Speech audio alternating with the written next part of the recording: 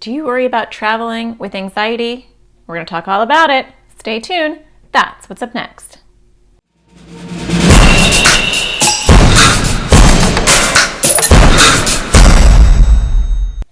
Hi, my name is Natasha Daniels, and I'm a therapist who helps people with anxiety and OCD.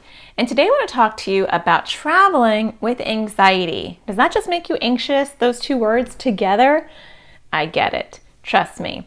My entire family has anxiety and OCD, and we've been doing a lot of traveling this summer. And I want to talk to you about how to travel with anxiety in a way that is not only survivable, but actually where you have fun. So the first thing you want to do is not ignore those anxious thoughts. We want to kind of look at them. What are you anxious about? So with all three of my kids and myself, before we've traveled this summer, I've said, what's the worst thing that can happen? Or what are your red thoughts? We talk about red thoughts as your anxious thoughts and green thoughts as thoughts that kind of crush those red thoughts. And so each of us had those. And with myself, I said, what are my red thoughts? Well, I'm really nervous about getting lost. I'm really nervous about my stomach because when it acts up, that could be kind of embarrassing. I went through all of my red thoughts. And then I thought about problem solving. How can I make some of these red thoughts turn green? So I am a planner, and when you have anxiety, being a planner can be really helpful. There are two different approaches to anxious people. One is head in the sand. I'm not going to think about it until I go, and then I'm going to freak out the entire time. That's not a really good approach. And the other approach is I'm going to over plan. And that actually can be a good thing if you're not over worrying, but you're over planning. So for me, that meant really understanding where I'm going, looking at a lot of maps, really analyzing my trip. I also prepare for an upset stomach because that's something that I actually worry about. So I bring gas pills. I bring fiber gummies because some things just don't flow when I'm traveling. So you want to look at what things are you worried about? Are you worried about crowds? Are you worried about eating places? It's going to be different for each one of you, but if you can problem solve and come up with some plans, that will make you feel a lot better. Also, the more you know about your trip, that helps too. So, figure out where you're going each day, what it's going to be like. Even if you can go online and look at pictures of where you're going, what will be available. If you're worrying about food, you can look at the menus.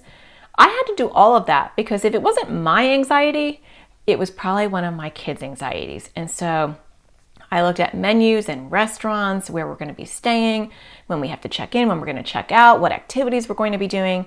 If you're a child or a teenager, you want to talk to your parents and say, tell me the itinerary. I want to know in detail what we're doing, where we're going. That's not a bad thing. That actually can reduce your anxiety because the more you know, the less you fear. We also brought a lot of go-to foods. So if food makes you anxious and you're worried about where you're going to eat, then have some protein bars or food that you like that you can eat that's like not going to go bad. We brought a lot of protein bars, and there were quite a few times where I had to whip one out and give one to one of my kids because there was an overwhelm. So you want to ask yourself what things you're nervous about and what things you can do to kind of bring it down.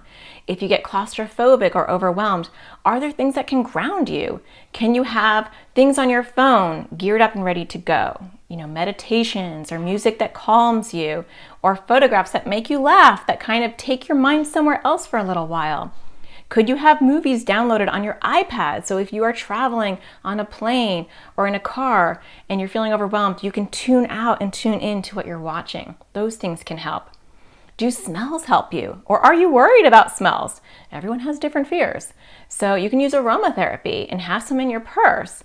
Make sure it's small if you're traveling on a plane because you don't want to get that taken away in your takeout stuff. But you can put it on your wrist, or you can put it on your neck, and that's something that you can smell when you're feeling overwhelmed to calm you. They even make necklaces that have aromatherapy, like little chambers that you can use to smell. So if that's your thing, then have that. Do noises overwhelm you? You can use vibes. Vibes are earplugs that are like really discreet, and you can put them in and you can still hear, but it kind of tunes out some of those really loud sounds. That's an option, or headphones. So you just want to look at all of these things and not get overwhelmed by them, but you want to plan for them. I mean, I even bring my own pillow because my neck sometimes hurts and I have a very particular pillow. So if I'm on a road trip, the pillow's coming with me as well. So comfort items that you can bring or put in your bag are really helpful to ground you and help reduce your anxiety. The last thing I would say is you want to ask yourself, do I want my anxiety to ruin travel for me? Do I want anxiety to come into my bag, pack it in, and bring it with me on my trip? No. And so it's going to come anyway because we don't get that choice.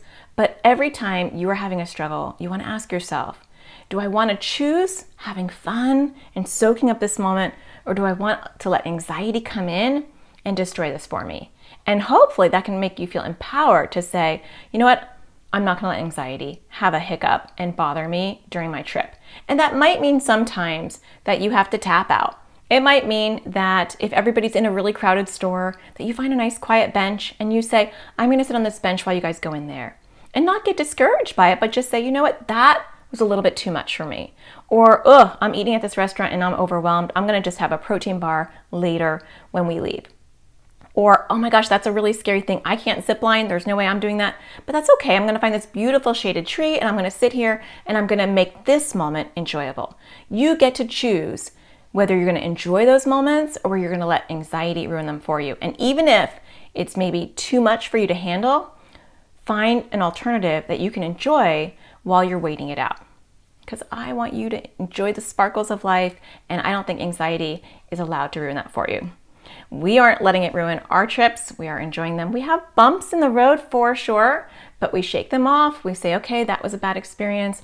We're going on to the next moment, and the next moment we're going to make greater than that.